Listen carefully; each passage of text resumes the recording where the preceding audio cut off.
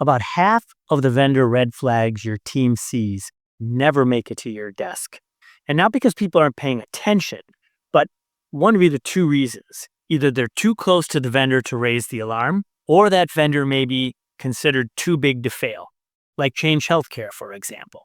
Gartner surveyed about 1,000 third-party relationship owners and found exactly this pattern. Nearly all of them had observed red flags, but only half of them reported them. Changes to a vendor's risk landscape, only 51% reported it. Materially inaccurate information from a vendor, only 53%.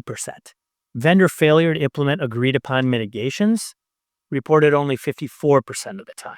It's called affinity bias. The people managing your vendor relationships build trust and rapport over time, and that closeness creates a psychological barrier to escalation. They fear that involving compliance will damage a relationship that they've built over time. That's a governance problem. No questionnaire or monitoring platform is going to solve that. But here are some things that will. Anonymous reporting channels that remove personal stakes in the equation.